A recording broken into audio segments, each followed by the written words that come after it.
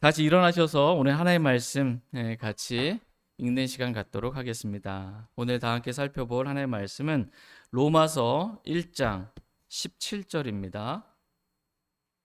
로마서 1장 17절 말씀 같이 읽겠습니다. 시작.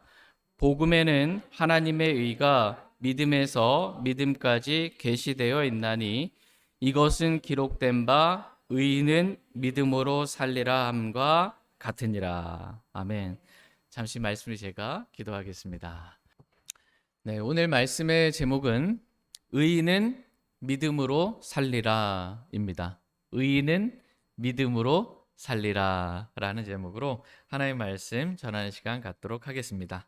오늘서부터 로마서 말씀을 강해 설교하는 그러한 시간 갖도록 하겠습니다.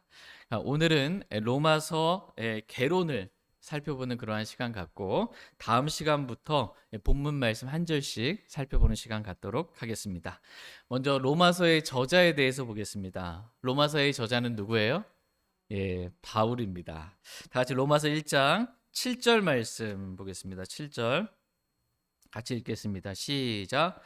바울은 하나님께 사랑을 받고 성도로 부르심을 받은 로마에 있는 모든 자들에게 편지하노니 하나님 우리 아버지와 주 예수 그리스도로부터 은혜와 화평이 너희에게 있기를 원하노라. 아멘. 바울은 하나님께 사랑을 받고 성도로 부르심을 받은 로마에 있는 모든 자들에게 편지하노니라고 말씀해 주고 계십니다. 바울은 편지하노니라고 말씀하십니다. 로마서는 바울이 쓴 편지입니다. 그런데 누구에게 편지를 썼습니까? 네, 하나님께 사랑을 받고 성도로 부르심을 받은 로마에 있는 모든 자들에게 쓴 편지가 로마서입니다.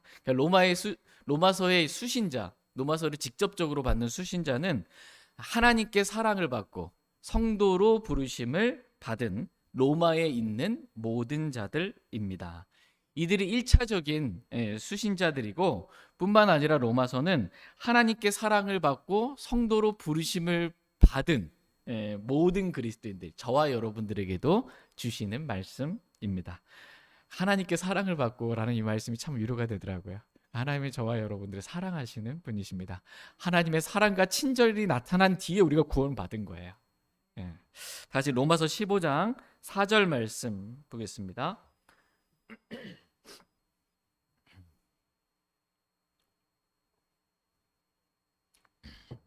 로마서 15장 4절 말씀 같이 읽겠습니다. 시작.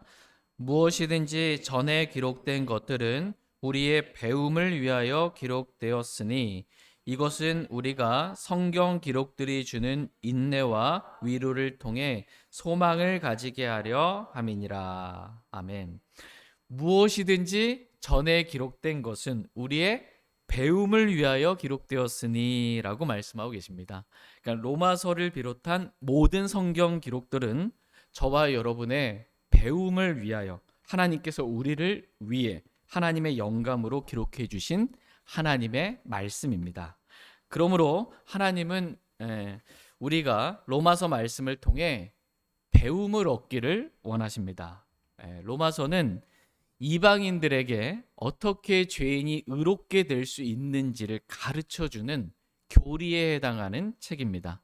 히브리서는 유대인들에게 예수님을 소개하면서 어떻게 유대인들이 예수님을 믿고 구원받을 수 있는지를 가르쳐주는 그러한 책입니다. 또한 로마서는 구원받은 그리스도인들이 어떻게 살아야 하는지를 가르쳐주는 책입니다.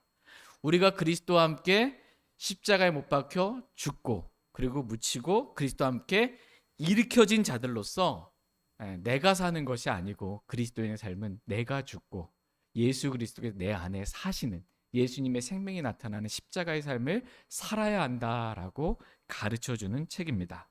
로마서 6장 7절 말씀에 이는 죽은 자가 죄에서 해방되었기 때문이라 라는 말씀과도 같이 저와 여러분은 그리스도와 함께 죽었습니다. 죽은 자는 어떻게 됐대요? 죄에서 해방되었다라고 말씀해주고 계십니다. 육신에서 세상에서 죽은 자는 십자가에서 죽은 자는 다 해방된 것입니다. 다 같이 또 로마서 12장 1절 말씀에서 너희 몸을 거룩하고 하나님께서 받으실 만한 살아있는 희생물로 드리라. 그것이 너희의 합당한 섬김이니라 라는 말씀과도 같이 그리스도인들은 이 하나님께 자기 몸을 헌신하여 하나님을 실제적으로 섬기는 그러한 삶을 살아야 한다라고 가르쳐주는 책이 로마서입니다. 그리고 로마서는 그리스도인들이 이스라엘을 어떻게 대해야 하는지를 가르쳐주는 책입니다. 로마서 9장 말씀은 이스라엘의 과거에 대해서 기록해주고 계십니다. 그리고 로마서 10장은 이스라엘의 현재의 상태를 기록해주고 계시고 로마서 11장 말씀은 이스라엘의 미래에 대해서 기록해주고 있는 말씀입니다. 이런 이스라엘을 하나님 잊지 않으십니다. 하나님 버리지 않으세요. 지금은 잠시 꺾여 있는 거예요. 이스라엘이 꺾였지만 그래서 이방인들에게 은혜와 복이 임하게 된 것입니다. 그러나 이스라엘이 회복될 것입니다. 이런 이스라엘을 그리스도인은 적대적으로 대하면 안 된다라는 것입니다. 하나님께서 주신 약속들이 있습니다. 호의적으로 이스라엘을 대해야 한다라는 것입니다. 이 밖에도 하나님은 우리가 로마서 말씀을 통해 많은 배움을 얻기를 원하십니다. 뿐만 아니라 하나님은 우리가 로마서 말씀을 통해 성경 기록들이 주는 인내와 위로를 통해 소망을 갖기를 원하십니다. 저희 모두가 로마서 말씀을 통해 성경 기록들이 우리에게 주는 게 있어요. 인내를 준대요. 어떻게 우리가 인내하는지 우리는 잘 인내하지 못하거든요. 인내하는 법을 가르쳐 줍니다. 하나님을 의식함으로 인내하는 것. 이것은 하나님께 받으실 만한 일이다라고 말씀하십니다. 이렇게 로마서 말씀을 통해 우리가 잘 인내하는 걸 배우고 또 많은 위로를 말씀의 위로를 우리가 받기를 원합니다. 그리고 우리가 무엇보다 말씀을 통해 소망을 얻기를 원합니다. 나에게는 소망이 없지만 하나님께는 소망이 있음을 저희 모두가 배우길 원합니다. 에스겔서 여러분 37장 말씀에 보면 마른 뼈들의 환상, 에스겔에 보면 환상이 있잖아요. 이 마른 뼈들이 살 수 있겠냐 그러면 힘이 마른 뼈를 보여주고 살 수 있겠냐 주님 물어보시면 여러분 뭐라고 그러시겠어요? 마른 뼈인데 죽어가는 사람도 암만 걸렸어도 못 살 것 같습니다 그러는데 이미 죽어가지고 마른 뼈 있는데 마른 뼈를 보여주면서 어떻게 될 것 같냐, 살 수 있겠냐라고 했는데 마른 뼈도 하나님 말씀을 들으면 산다라고 말씀하고 계십니다. 아무리 죽어 있는 자도 주의 말씀을 살리는 말씀입니다. 저와 여러분을 살리는 말씀, 이 말씀을 나도 사랑하는 우리 가족도 누구도 듣기만 하면 다 살아난다 라는 이러한 소망을 저희 모두가 갖기를 원합니다. 우리의 소망은 사람이 아닙니다. 우리의 소망은 하나님이십니다. 우리의 소망은 주 예수 그리스도이시고 하나님의 말씀이 우리의 소망입니다. 저희 모두가 로마서 말씀을 통해 이러한 소망을 갖게 되는 저희 모두가 되길 원합니다. 로마서 말씀의 기록 연대는 주후 57년경이라고 이렇게 되어 있습니다.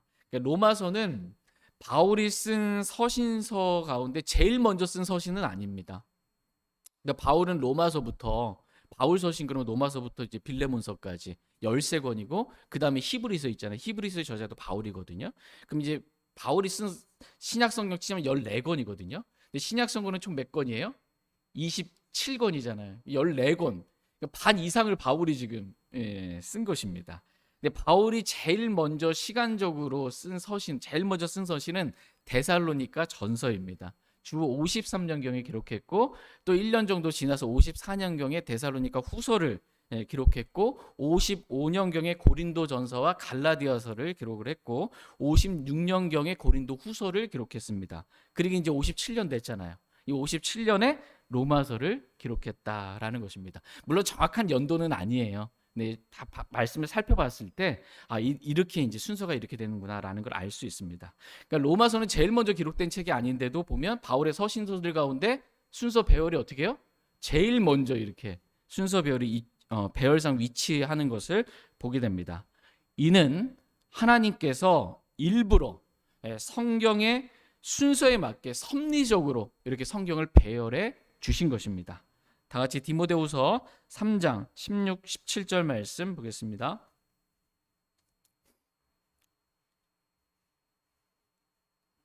디모데후서 3장 16, 17절입니다.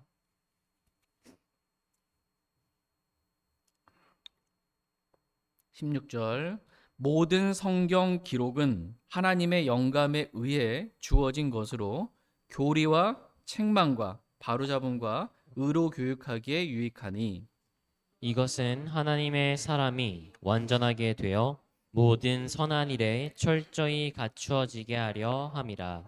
아멘. 예, 하나님은 저와 여러분이 하나님의 사람으로 완전하게 되기를 원하십니다. 하나님의 자녀로서의 신분만 완전한 것이 아니고 하나님을 향한 이 사랑의 마음도 완전하고, 성경에서 완전하다 그랬을 때 구약 성경도 보면 마음의 완전함이거든요. 하나님을 향한 마음의 완전함, 그리고 우리의 영적인 상태 또한 완전하게 되기를 원합니다. 이렇게 되기 위해서 필요한 것은 모든 성경 기록입니다. 성경 기록이 우리를 하나님의 사람으로 완전하게 합니다.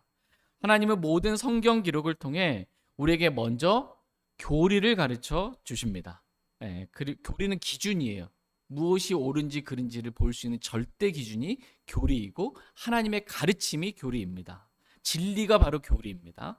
그리고 그 교리를 기준으로 우리를 책망해 주십니다.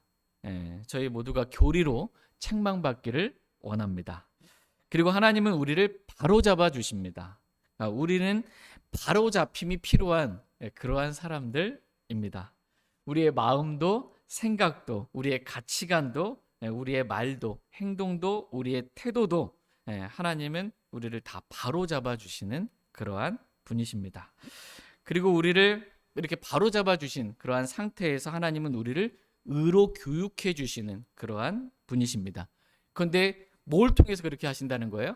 성경 기록을 통해서. 성경 기록을 통해서 우리에게 교리도 가르쳐 주시고, 우리를 성경 기록을 통해서 우리를 책망해 주시기도 하고, 우리를 바로잡아 주시기도 하고, 우리를 바로잡은 그 상태에서 이제는 잘 성장하라고 의로 교육해 주기에 유익한 말씀이 바로 이 모든 성경 기록이라고 말씀해 주고 계십니다. 이 말씀 그대로 신약 성경의 배열이 이 말씀 그대로 이렇게 하나님께서 배치해 주신 것입니다. 그래서 로마서는 교리에 유익한 말씀이 기록되어 있습니다. 그리고 고린도 전후서는 육신적인 성도들이잖아요.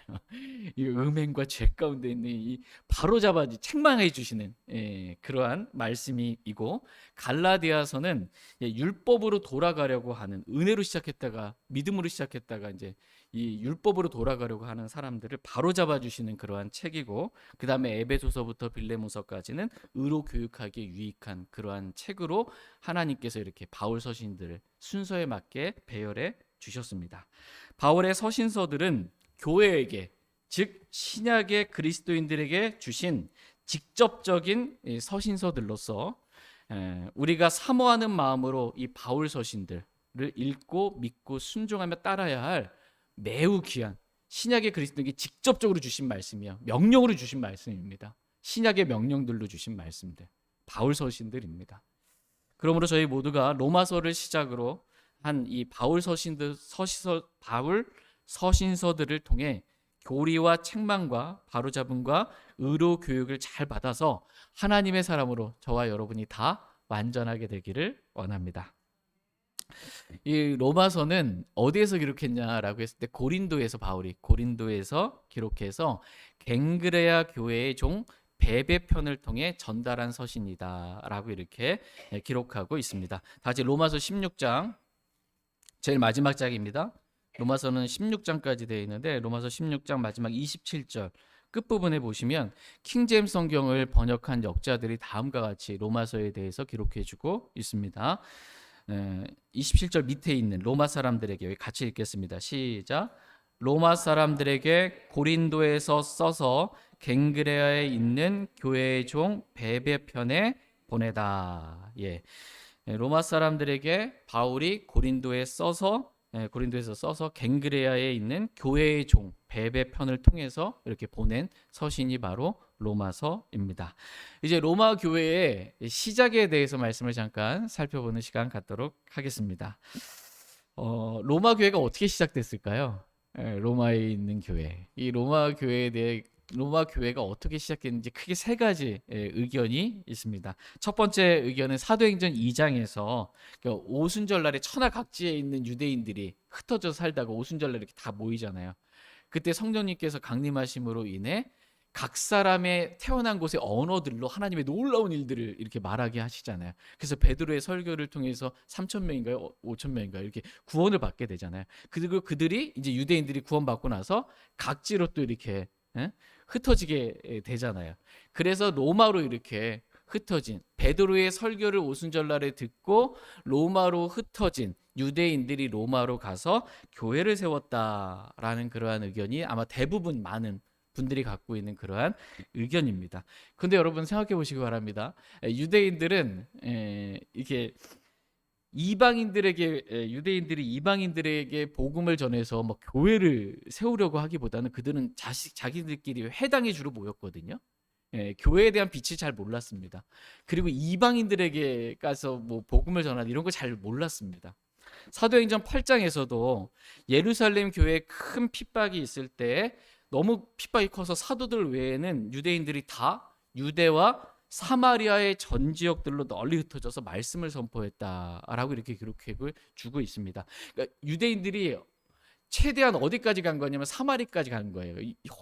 유대인과 이방인의 혼합하고 있는 여기 사마리아까지만 가지 그 이상으로 넘어서 막 이렇게 가서 이방인들을 대상으로 복음을 전하는 그러한 일들은 하지 않았습니다. 그래서 유대인들이 로마에 가서 이방인들에게 말씀을 선포해서 교회를 세웠다라고 보기에는 좀 약간 어려움이 있다라는 것입니다. 두 번째 주장은 로마 카톨릭이 이제 주장하는 겁니다. 그러니까 베드로가 자기들은 초대 교황이라고 그러잖아요. 이렇게 그래야 뭔가 이렇게 좀 힘을 받으니까. 그래서 로마 카톨릭, 그러니까 로마 이 교회는 초대 교황인 베드로가 세웠다라는 거야. 그래서 베드로가 로마에서 한 25년 정도 사역하면서 베드로가 로마 교회를 세웠다라는 주장입니다. 여러분 어떻게 좀 그런 것 같아요? 네, 거짓말입니다. 이 거짓말에 속으면 안 됩니다. 이런 주장은 아무런 성경적인 근거가 없는 그러한 거짓말에 불과합니다. 그러니까 베드로는 하나님께서 베드로를 세우실 때 할례자들을 위한 사역자로 세우셨고 무할례자들을 위한 사역자로 세우지 않으셨습니다. 사역의 대상 자체가 그렇습니다. 갈라디아서 2장 7절 말씀 보겠습니다. 갈라디아서 2장 7절입니다.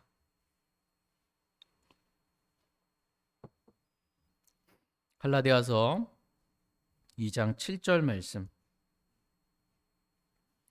갈라디아서 2장 7절 같이 읽겠습니다. 시작. 오히려 반대로 베드로가 할례자들을 위한 복음을 같이 내가 무할례자들을 위한 복음을 위임받은 것을 그들이 보았나니. 아멘. 말씀 보니까 베드로는 누구를 위한? 할례자들을 위한, 즉 유대인들을 위한 복음을 하나님께 위임을 받았습니다. 그러나 바울은 무할례자들을 위한, 즉 이방인들을 위한 복음을 위임받은 것을 그들이 보았나니라고 말씀해 주고 계십니다. 누가 봐도 안다는 거예요. 이거는 그냥 사도행전 9장에서 사울은 이방인들과 왕들과 이스라엘 자손 앞에서 내 이름을 전하기 위해 내가 택한 그릇이니라 라고 예수님께서 말씀해 주고 계십니다. 그러니까 로마에 있는 이방인들을 위한 복음의 사역은 베드로에게 맡겨진 것이 아니라 바울에게 맡겨진 것입니다. 그러므로 베드로가 로마에서 25년간 이렇게 사역을 하면서 로마 교회를 세웠다. 그럼 베드로가 로마 교회의 진짜 이 감독이 됐겠죠. 초대 감독이 됐겠죠. 이런 것은 로마 카톨릭이 주장하는 허황된 거짓말에 불과하다라는 것입니다. 왜냐하면 다른 성경 구절을 봐도 바울이 사역할 때 원칙이 있었어요. 그 원칙의 기준이 뭔지 한번 보겠습니다. 로마서 15장 20절 말씀 보겠습니다. 로마서 15장 20절.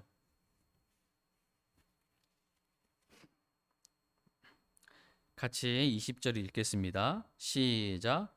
참으로 이렇게 내가 복음을 선포하려고 애써 왔으나 그리스도의 이름을 부르는 곳에서는 하지 아니하였으니 이것은 내가 건축하려 하려 함이라. 아멘. 참으로 이렇게 내가 복음을 선포하려고 애써 왔으나, 바울은 복음을 선포하려고 애써 왔습니다. 근데 바울은 아무런 기준 없이 그냥 복음 선포한 게 아니고 기준이 있었다는 거예요. 근데 그 기준은 그리스도의 이름을 부르는 곳에서는 하지 아니하였으니, 이미 누가 가서 사역하고 있고 복음을 전했다면 나는 그곳에서 사역하지 않는다라는 거예요. 이것은 내가 다른 사람의 기초 위에 건축하지 아니하려 함이다라고 말씀해주고 계십니다. 근데 로마 카톨릭 주장처럼 만약 로마에 베드로가 이미 복음을 전하고 있었다면 바울은 로마에 가서 복음을 전할 생각조차 하지 않았을 것이다 라는 것입니다. 그런데 바울은 로마에 가서 복음을 전하고자 하는 마음이 늘 마음에 큰 부담으로 이렇게 가지고 있었습니다. 다 같이 로마서 1장 15절 말씀 보겠습니다.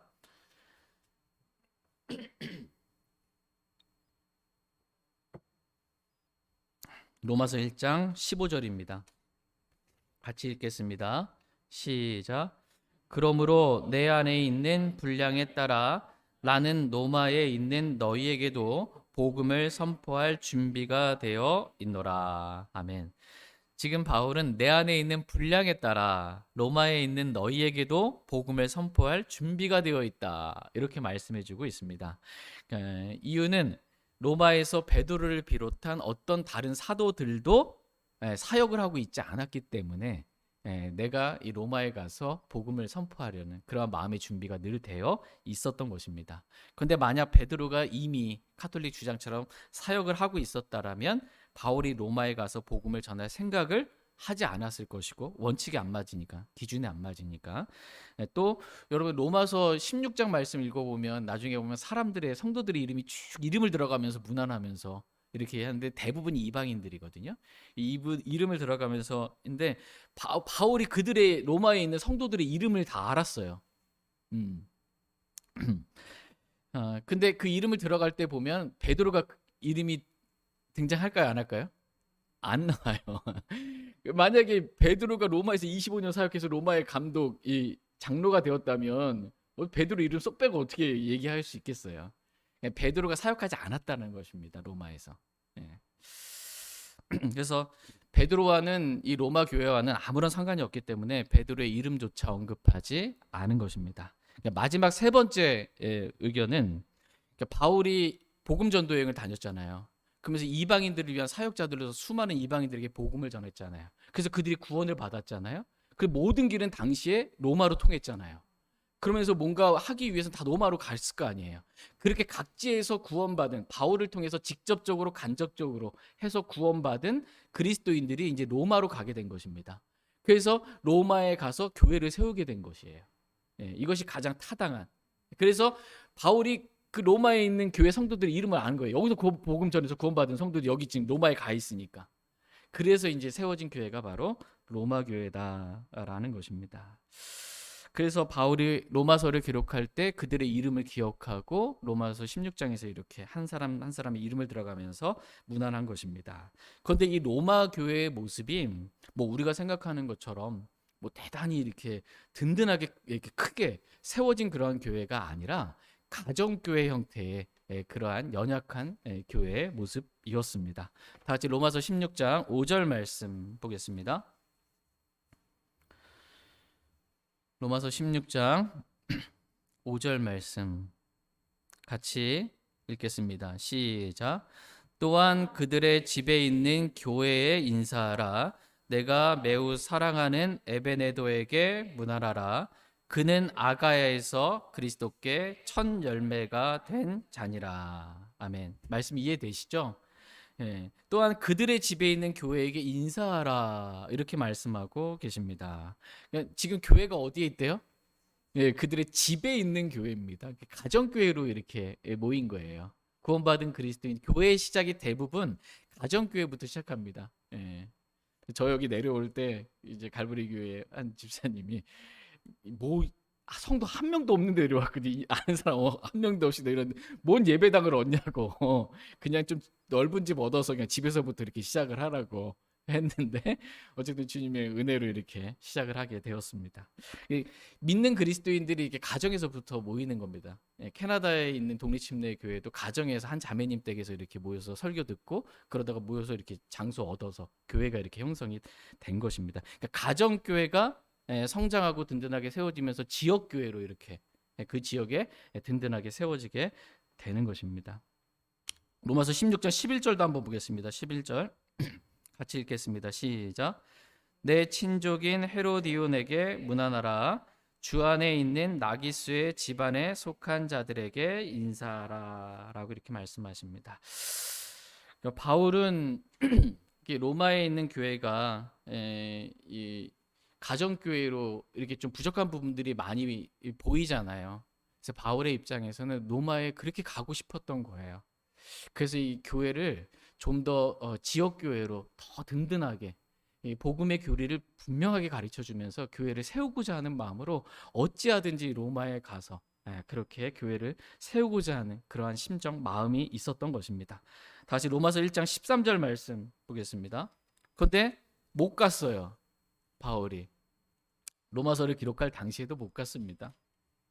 로마서 1장 13절 말씀 같이 읽겠습니다. 시작.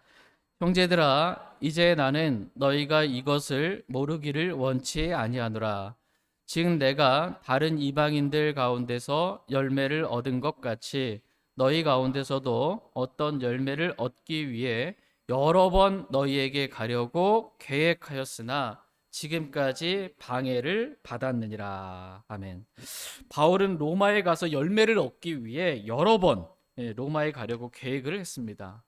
그러나 로마서를 쓰는 지금까지도 방해를 받았다라는 것입니다. 그래서 못 간 겁니다, 로마에. 나중에 이제 1차, 2차, 3차 전도행 한다면 예루살렘에 가서 잡혀가지고 죄수의 신분으로 그때 이제 카이사라에게 청원하나이다. 어쩔 수 없이 그때 이제 가게 된 거지. 뭐 이렇게 못 간 거예요, 지금. 말씀을 쓸 때는. 계획은 했지만 하나님께서 허락하지 않으면 하나님께서 인도해 주시지 않으면 우리는 아무것도 할 수 없습니다. 참새 한 마리가 떨어지는 것도 하나님의 허락함이 없으면 떨어지지 않는 거예요. 이와 같이 우리가 아무리 열심히 계획을 세워도 하나님께서 길을 열어주시지 않으면, 하나님께서 허락해 주시지 않으면 우리는 아무것도 할 수 없는 그러한 존재에 불과합니다. 그러므로 우리의 계획보다 더 중요한 것은 하나님께서 열어주시는 길로 하나님의 인도하심을 받아서 살아가는 삶, 이것이 중요합니다. 저희 모두가 이렇게 우리가 우리 자신의 인생을 계획하며 사는 삶이 아니라 하나님의 인도하심을 받아 사는, 은혜로 사는 그러한 삶을 다 살길 원합니다. 다시 로마서 15장 22절에서 24절 말씀 보겠습니다. 로마서 15장 22절에서 24절입니다. 로마서 15장 22절에서 24절. 이런 까닭으로 또한 내가 너희에게 가는 것이 많이 막혔으나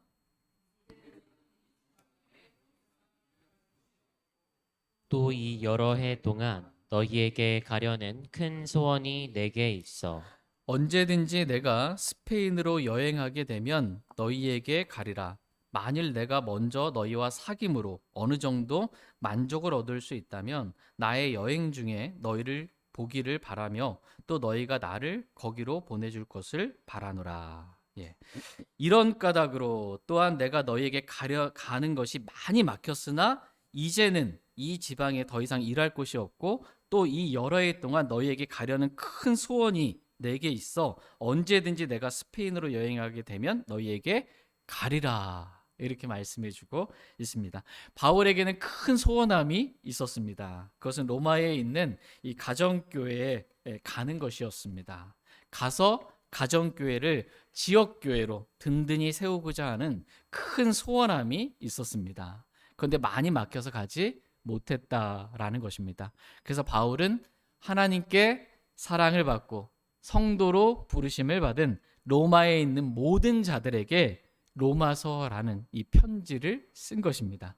내가 직접 가서 교회를 세우는데 도움이 되고 싶었지만 그 큰 소원함이 나에게는 있지만 많이 막혀서 내가 갈 수 없으니 편지로라도 로마서라는 이 편지를 써서라도 교회를 세우는 일에 조금이나마 도움이 되고자 하는 그러한 마음이 있었던 것입니다. 하나님은 바울이 가졌던 교회를 세우고자 하는 이 큰 소원함을 저와 여러분 모두가 다 갖게 되기를 원하십니다.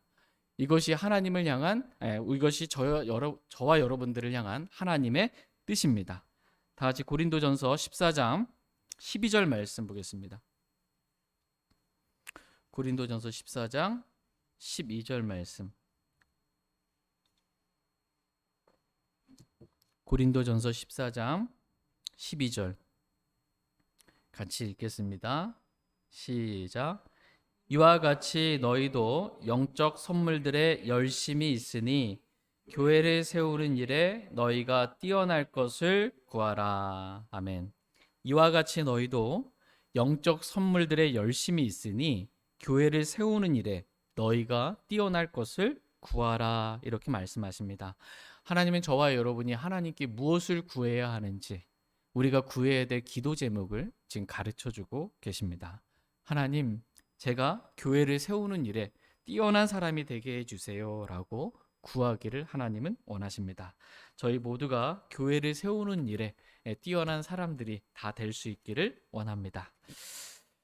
로마서는 이제 또 종교개혁 성경이라고 이렇게 보통 불립니다. 왜냐하면 이 마틴 루터 아시죠? 이 마틴 루터가 로마 카톨릭의 이 수도승 사제였었거든요. 근데 이 마틴 루터가 로마서 말씀을 읽으면서 특별히 로마서 1장 17절 말씀, 오늘 본문 말씀, 이 말씀을 통해서 구원을 받았습니다. 그래서 이제 구텐베르크 성당에 이제 그 95개조 반박문을 내걸고 로마 카톨릭이 얼마나 하나님의 말씀과 다르게 하는지, 구원받고 나니까 말씀의 빛이 들어오고 나니까 어둠이었던 이 사람의 빛이 임한 거예요. 그래서 말씀의 빛으로 지금 로마 카톨릭이 얼마나 잘못하고 있는지 진짜 목숨 걸고 종교개혁을 일으킨 거예요. 진짜 죽는 겁니다. 그 당시에 로마의 이 카톨릭 이 교황이 가지고 있는 권위는 정치적인 왕도 내리고 살리고 할 수 있는 권위예요. 사람들을 죽일 수 있는 그러한 권위를 가지고 있는 거예요. 종교적인 권력만 갖고 있는 게 아닙니다. 그런데 이 시간이 얼마만큼의 1000년이었거든요. 중세 암흑기라는 1000년. 이거를 깨트린 말씀이 로마서예요. 이것을 완전히 깨트리고 종교개혁을 이뤄서 온 세상의 빛에 복음의 빛을 준 말씀이 바로 이 로마서 말씀입니다. 실로 엄청난 말씀입니다. 다 같이 로마서 1장 17절 말씀 보겠습니다. 로마서 1장 17절 말씀 같이 읽겠습니다. 시작. 복음에는 하나님의 의가 믿음에서 믿음까지 계시되어 있나니 이것은 기록된 바 의인은 믿음으로 살리라 함과 같으니라. 아멘. 복음에는 하나님의 의가 믿음에서 믿음까지 계시되어 있나니 이것은 기록된 바 의인은 믿음으로 살리라 라고 말씀해 주고 계십니다. 이 구절이 로마서 전체 말씀의 핵심 구절입니다. 핵심 구절. 복음에는 하나님의 의가 믿음에서 믿음까지 계시되어 있다라고 말씀하고 계십니다. 복음에는 뭐가 계시되어 있대요? 하나님의 의가 계시되어 있다는 거예요. 근데 어디에서 어디까지? 믿음에서 믿음까지 복음에는 하나님의 의가 계시되어 있다는 것입니다. 그럼 믿음에서 믿음까지 첫 번째 믿음은 뭐냐? 첫 번째 믿음은 복음에는 죄인이 어떻게 의인이 되는지 오직 믿음으로만 의인이 될 수 있다는 진리가 계시되어 있다라는 것입니다. 두 번째 믿음까지, 여기서 두 번째 믿음은 복음에는 믿음으로 의롭게 된 의인이 믿음으로 살아야 한다는 것까지 계시되어 있다라는 것입니다. 예수님 믿고 의인이 돼서 이제 구원받 이게 아니라는 거예요. 구원받으면 끝, 이게 아니라는 것입니다. 구원은 시작이에요. 이제 그럼 어떻게 살아야 되냐? 구원받은 의인은 믿음으로 살아야 한다는, 여기까지 믿음까지 계시되어 있다는 거예요. 믿음으로 살아야 한다는 이 진리까지 계시되어 있다는 것입니다. 그래서 곧바로 이어지는 말씀이 이것은 기록된 바 의인은 믿음으로 살리라 함과 같으니라 라는 말씀이 이렇게 한 구절에 연이어서 기록된 것입니다. 저희 모두가 믿음으로 살기를 원합니다. 여러분 구원 받으셨습니까? 그래서 예수 그리스도의 피로 모든 죄 용서받고 의인이 되셨습니까? 하나님의 의를 우리가 받은 거예요. 복음에는 하나님의 의가 계시되어 있는 거지 사람의 의가 계시된 것이 아닙니다. 사람의 의, 사람에게서 난 의는 더러운 걸레와 같은 거예요. 이것은 하나님 앞에 우리가 의롭다고 인정받을 수가 없습니다. 그런데 복음에는, 복음이신 예수 그리스도께는 하나님의 의가, 하나님의 의신 예수 그리스도가 계시되어 있어요. 그래서 우리가 예수님 믿기만 하면 하나님의 의가 전가되는 거예요. 믿음으로 전가돼서 하나님 앞에서 우리가 의인이 되는 거예요. 완전한 의인이 되는 겁니다.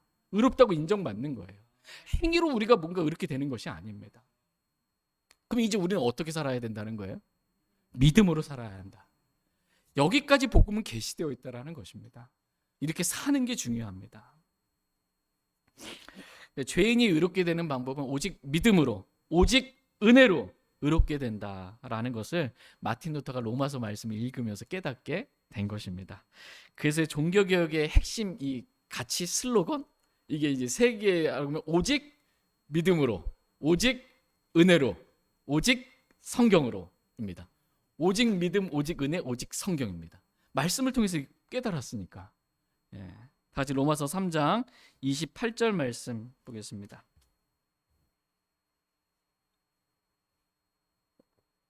로마서 3장 28절입니다. 같이 읽겠습니다. 시작. 그러므로 우리는 사람이 율법의 행위 없이 믿음으로 의롭다 인정받는다고 결론을 내리노라. 아멘. 그러므로 우리는 사람이 율법의 행위 없이 믿음으로 의롭다 인정받는다고 뭐요? 결론을 내리노라. 이미 결론 내려졌습니다.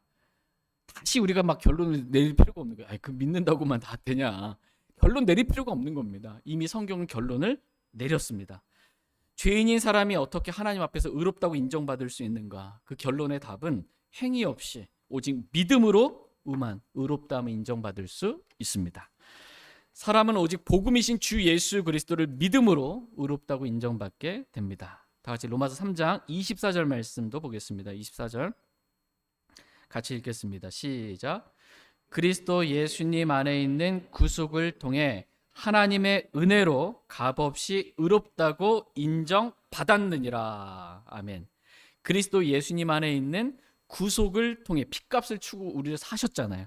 그래서 하나님의 은혜로 값없이 의롭다고 우리가 인정받았느니라. 이렇게 말씀해주고 계십니다. 사람은 하나님의 은혜로 값없이 의롭다고 인정받는 것입니다. 그래서 오직 은혜로예요. 오직 은혜로. 예수 그리스도를 믿음으로 은혜 안으로 들어가게 된 겁니다. 오직 믿음으로 오직 은혜로 사람은 의롭게 될 수 있다라고 성경은 결론을 내려주고 있습니다. 다시 로마서 5장 9절 말씀도 보겠습니다. 로마서 5장 9절. 방법은 뭐냐라는 것입니다. 로마서 5장 9절 같이 읽겠습니다. 시작. 그러면 이제 우리가 그분의 피로 의롭다고 인정받았으므로 더욱더 그분을 통해 진노로부터 구원을 받으리니. 아멘.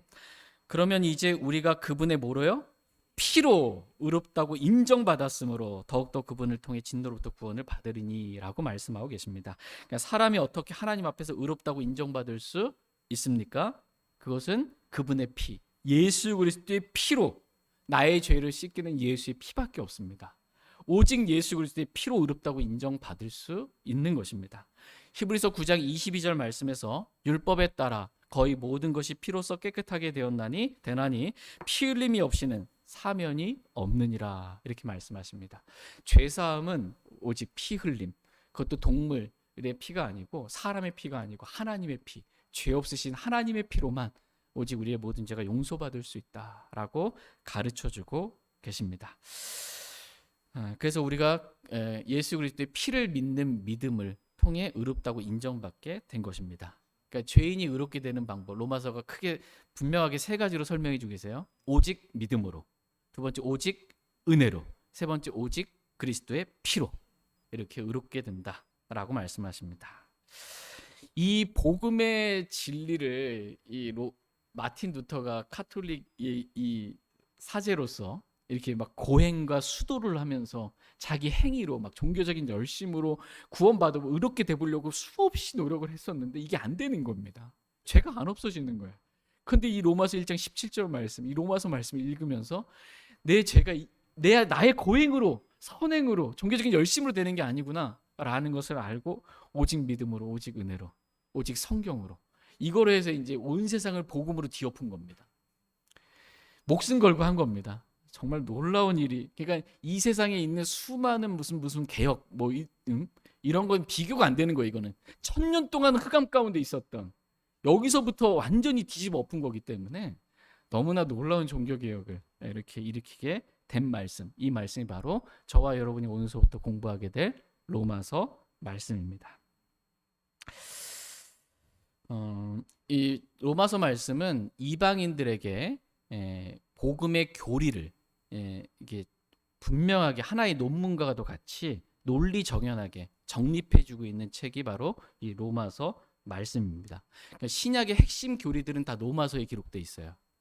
대속이라든지 구속이라든지 칭이라든지 이 영화 성화에 이르는 삶이라든지 하나님과 완전한 하나됨을 이루는 거라든지 모든 신약의 핵심 교리들은 다 로마서에 있는 겁니다. 그러니까 로마서를 기준으로 교리를 정립을 해야 돼요. 그러니까 로마서는 역사서가 아니에요. 사도행전처럼 무슨 이렇게 역사서를 기록한 게 아니고 로마서는 교리서입니다. 그 성격이 교리를 가르쳐주고 있는 책입니다.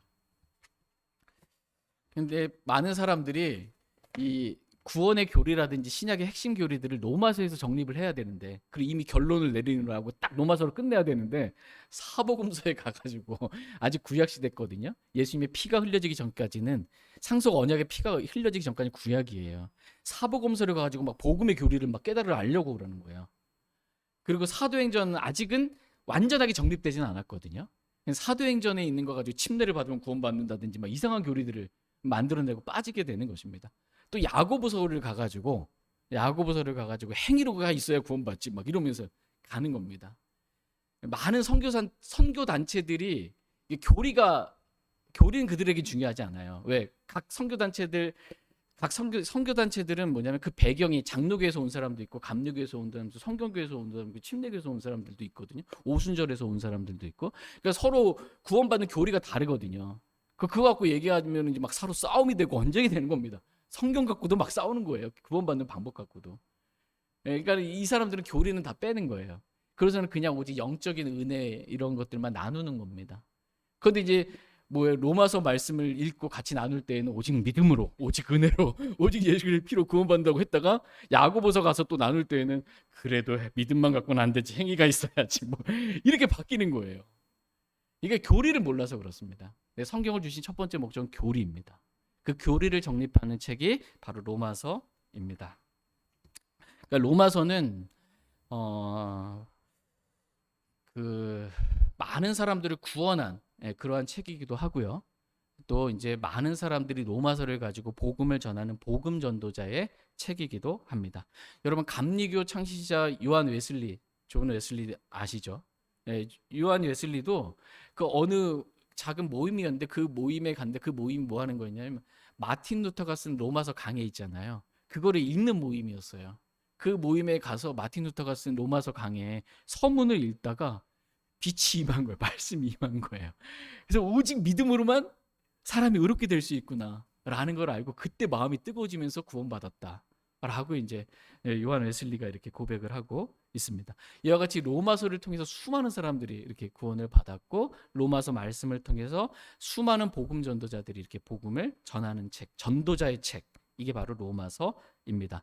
그래서 로마서의 대로라고 이렇게 보통 표현하는 이런 표현 들어본 적 있으시죠? 로마서의 대로, 큰 길이라는 거예요. 로마서를 가지고 복음을 전하는 것입니다. 저도 대학교 때 후배가 저에게 한 형제가 복음을 전해줬어요. 로마서를 가지고. 그래서 저도 예수님 믿고 구원받게 되었습니다.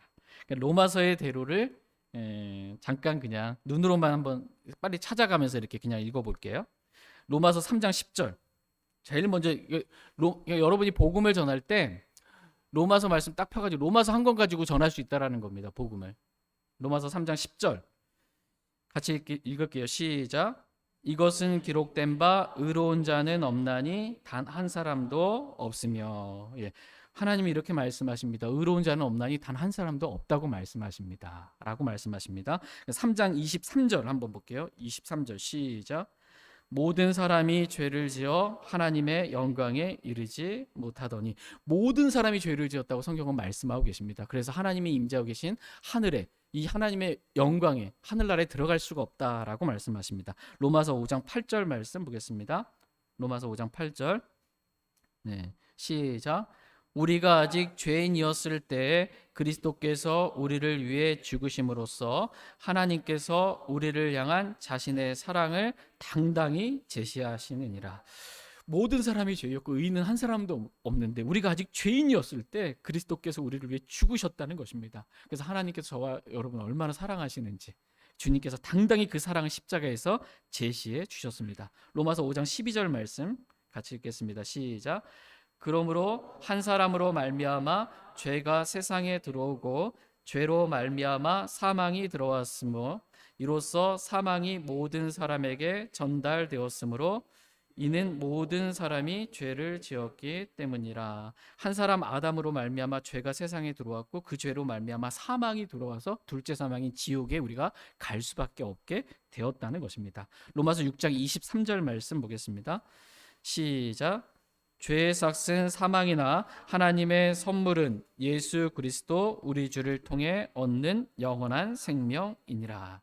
그냥 이렇게 죄 가운데 살다가 죽으면 죄값은, 그 삭은 사망, 즉 지옥에 가는 것입니다. 그러나 하나님의 선물은 예수 그리스도를 통해 얻는 영원한 생명이라고 말씀하고 계십니다. 하나님은 우리에게 영원한 생명을 선물로 주기를 원하십니다. 선물을 받는 방법은 오직 예수 그리스도 우리 주를 통해서만 받을 수 있습니다. 그래서 로마서 10장 9절 말씀 보겠습니다. 그래서 예수님이 이제 복음을 설명해 주는 거예요. 예수님이 어떠한 분이신지. 그리고 예수님 믿으면 구원받을 수 있다. 로마서 10장 9절, 10절, 9절 같이 읽겠습니다. 시작. 내가 만일 내 입으로 주 예수님을 시인하고 하나님께서 그분을 죽은 자들로부터 일으키신 것을 내 마음속으로 믿으면 구원을 받으리니. 아멘. 내가 만일, 어떤 사람은 복음을 듣고도 믿지 않기 때문에 만일입니다. 근데 내가 만일 내 입으로 주 예수님을 시인하고, 예수님은 하나님이십니다.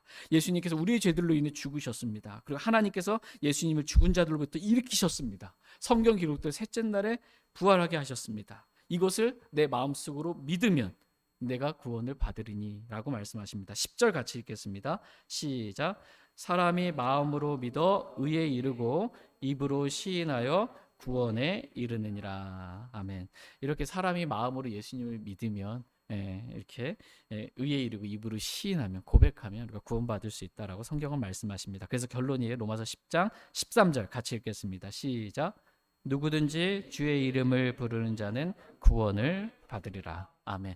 누구든지입니다. 어떠한 죄인이든지, 어떠한 큰 죄를 지었든지, 무슨 죄를 지었든지 누구든지 주 예수 그리스도를 믿기만 하면 구원받을 수 있습니다. 이렇게 구원받기를 원하십니까? 하고 이제 복음을 전하는 것입니다. 이 로마서의 대로라는 이 성경을 가지고 성경을 펴서 이렇게 하나님의 말씀으로, 사람의 말이 아니라 사람의 뭐 그럴듯한 말들로, 예화로 복음 전하는 게 아닙니다. 말씀 자체에 권능이 있습니다. 그 말씀을 펴서 이렇게 복음을 전하는 것입니다. 저희도 이렇게 로마서 말씀을 통해 우리가 분명한 구원의 확신을 얻을 뿐만 아니라 다른 사람에게 복음을 선포하는 귀하고 복된 삶을 살아갈 수 있기를 원합니다. 다 같이 로마서 이 말씀의 핵심 구절인 오늘 본문 말씀 로마서 1장 17절 말씀 다시 한번 보겠습니다. 로마서 1장 17절 같이 읽겠습니다. 시작. 복음에는 하나님의 의가 믿음에서 믿음까지 계시되어 있나니 이것은 기록된 바 의인은 믿음으로 살리라 함과 같으니라. 아멘. 복음에는 하나님의 의가 믿음에서 믿음까지 계시되어 있습니다. 복음에는 죄인이 믿음으로 하나님의 의를 전가받아 의롭게 될 수 있다는 진리가 계시되어 있습니다. 복음에는 의인이 이제 믿음으로 살아야 한다는 진리까지도 계시되어 있습니다. 이것은 기록된 바 의인은 믿음으로 살리라 라고 말씀해 주고 계십니다. 이 말씀이 기록된 바라고 하잖아요. 그러니까 구약의 어디 구절을 지금 기록된 그 말씀 인용해서 지금 성령님께서 바울을 통해서 인용해서 이 말씀을 지금 기록해 주고 계십니다. 이 말씀이 의인은 믿음으로 살리라 라는 이 말씀이 하박국 2장 4절 말씀에 기록되어 있습니다. 하박국 2장 4절에 보면 근데 뭐라고 기록되어 있냐면 의인은 자기 믿음으로 살리라. 이렇게 원래는 기록되어 있어요. 근데 지금 성령님께서 기록자잖아요. 성경의 기록자는 성령님이신 거야. 자기 마음대로 뺐다가 넣을 수도 있는 거예요. 인용을 하실 때에도. 그래서 구약에서는 하박국에서는 의인은 자기 믿음으로 살리라라고 돼 있었는데 신약에서 인용하실 때에는 여기서 자기를 빼고 의인은 믿음으로 살리라라고 이렇게 인용을 하신 것입니다. 왜냐하면 구약 성도들은 진짜 자기 믿음으로 살아야 돼요. 자기 믿음으로 이렇게 율법을 지키면서 이렇게 자기 믿음으로 살아야 했습니다. 그런다 신약 성도들은 어떻게 해요? 자기 믿음으로 사는 게 아니에요. 우리는 주 예수 그리스도를 믿으라. 그러면 내가 구원을 받으리니라는 말씀처럼 우리는 주 예수 그리스도를 believe, 믿은 거예요. 그랬더니 예수 그리스도의 믿음, faith를 선물로 받은 겁니다. 그래서 우리가 가지고 있는 이 믿음은 예수 그리스도의 믿음이에요. 하나님의 아들의 믿음으로 사노라. 갈라디아서 2장 20절. 이제 우리가 사는 건 하나님의 아들의 믿음으로 사는 겁니다. 그래서 이건 내 믿음이 아닌 거예요. 선물로 받은 예수 그리스도의 믿음으로 의인은 산다라는 것입니다. 그런데 이 의인은 믿음으로 살리라라는 이 말씀이 신약 성경에 총 3번 이렇게 반복적으로 똑같이 기록되어 있거든요. 반복은 뭐예요? 강조예요. 중요하니까. 이렇게 살아야 된다라고 강조하는 거예요. 중요하니까. 근데 인용되는 책에서 3번 인용됐는데 로마서에 한번 인용됐고 갈라디아서 인용됐고 그다음에 히브리서에서 이렇게 기록이 됐습니다. 그런데 강조하는 강조점이 조금씩 달라요. 강조점이. 예. 로마서 1장 17절 말씀에서는 의인을 강조하는 것입니다. 의인은 믿음으로 살리라 해서 어떻게 의인이 될 수 있는가? 죄인이. 모든 사람이 죄인인데. 이것을 의인을 강조하는 것이고 갈라디아에서는 믿음으로를 강조합니다. 의인은 믿음으로 살리라 했을 때 믿음으로. 율법으로 사는 게 아니다. 너 율법으로 돌아가지 말라는 거예요. 율법으로 사는 게 아니라 우리는 믿음으로 산다. 이것을 강조하고 있는 것입니다. 그리스도인은 눈에 보이는 대로 이렇게 돈으로 사는 게 아닙니다. 돈이 있으면 좀 잘 살 것 같고 돈으로 사는 게 아니라는 거예요. 율법으로 사는 것도 아니고 돈으로 사는 것도 아니고 그리스도인은 오직 믿음으로 산다. 이렇게 말씀하십니다. 히브리서 10장 38절 말씀에서도 이제 의인은 믿음으로 살리라 이렇게 말씀하고 있는데 히브리서의 강조점은 살리라예요. 살리라. 말로 믿는다고만 하는 게 중요한 게 아니고 진짜 사는 게 중요하다라는 거예요. 사는 게 중요하다라는 것입니다. 다 같이 히브리서 10장 38절 말씀 읽고 오늘 말씀 정리하고 마치겠습니다. 히브리서 10장 38절입니다.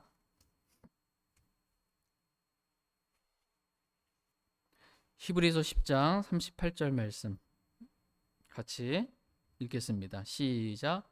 이제 의인은 믿음으로 살리라. 그러나 만일 어떤 사람이 뒤로 물러가면 내 혼이 그를 기뻐하지 아니하리라. 아멘. 이제 의인은 믿음으로 살리라. 그러나 만일 어떤 사람이 뒤로 물러가면 내 혼이 그를 기뻐하지 아니하리라 라고 말씀하고 계십니다. 히브리서 말씀에서 이 강조점은 살리라입니다. 믿음으로 살아야 되는데 믿음으로 살지 못하고 만일 어떤 사람이 뒤로 물러가면 하나님께서 그를 기뻐하지 않는다라는 것입니다. 히브리인들 가운데 히브리서잖아요. 히브리인들 가운데 예수님을 믿은 그리스도인들이 예수님 믿고 그리스도인이 된 사람들이 있었습니다. 그런데 옛날에 조상 대대로부터 내려왔던 이 유대인들의 전통, 이 제사법이라든지 이거를 버릴 수가 없는 겁니다. 그래서 하나님은 눈에 보이지 않잖아요. 예수님이 부활 승천해서 가셨고 내 마음에 계시다고 하는데 유대교라는 이 히브리 종교는 어떻게 해요? 눈에 보이는 짐승을 잡아가지고 막 피 흘리고서는 막 뭔가 퍼포먼스가 있잖아요. 말하자면 그렇게 드리고 막 매 절기마다 막 뭔가 하는 게 있잖아요. 그리고 성전도 이렇게 딱 있고 막 눈에 보이는 뭔가가 있으니까 뭔가 하는 것 같은 거예요. 그런데 예수님 믿고 기독교로 이렇게 왔더니 뭐 하는 게 하나도 없는, 뭐 말씀과 기도 외에는 뭐가 없는 거예요. 뭐 양을 잡는 것도 아니고 뭐 절기를 지키는 것도 아니고 눈에 보이는 뭔가 어떤 행위들을 하지 않는 겁니다. 이게 그러니까 밍숭한 거예요. 그러니까 다시 유대교로 돌아가려고 하는 사람들이 너무 많았던 것입니다. 그래서 뒤로 물러나는 겁니다. 다시 자기가 나왔던 그 옛 종교, 옛 생활, 옛 습관, 옛 관습 이거로 돌아가려고 하는 겁니다. 그러니까 삶이 안 바뀌는 거예요. 삶이 그 사람들에게 지금 말씀하시는 거예요. 믿는다고 너가 예수님 믿는다고 그게 믿는다고 말했대. 나 구원받았다. 의인이 됐다. 이게 여기가 끝이 아니라는 거다라는 겁니다. 네가 믿는다면 진짜 그렇게 살아라는 것입니다. 그게 중요하지. 그게 살아있는 믿음이지 말로만 믿는다고 하면서 그렇게 살지 않는 것. 이것은 살아있는 믿음이 아니다. 죽은 믿음이다. 야고보서에 보면 믿음은 그의 행위와 함께 일한다고 말씀하고 계세요. 믿었으면 그의 행위, 믿음의 행위가 반드시 나온다는 겁니다. 근데 믿음의 행위가 안 나온다? 이건 아니라는 겁니다. 이걸 강조하는 말씀이 이 히브리서 말씀입니다. 정말 그렇게 내가 믿었다면 그 믿음대로 살아라. 킹잼성이 하나님 말씀 100% 완전한 하나님 말씀 믿는다면 그 말씀대로 살아라. 이겁니다. 어떻게 개혁성경 보는 교회 갈 수 있냐? 못한다는 거예요. 내 믿음을 그렇게 하나님 말씀대로 사는 겁니다. 그렇게 누가 뭐라든지 그래야지 하나님 기뻐하시지.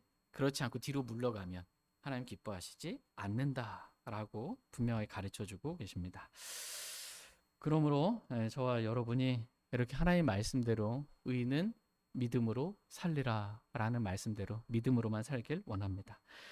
근데 사람이 인생을 살다 보면요, 걸러 넘어질 때도 있고 뒤로 물러나고 싶을 때도 있습니다.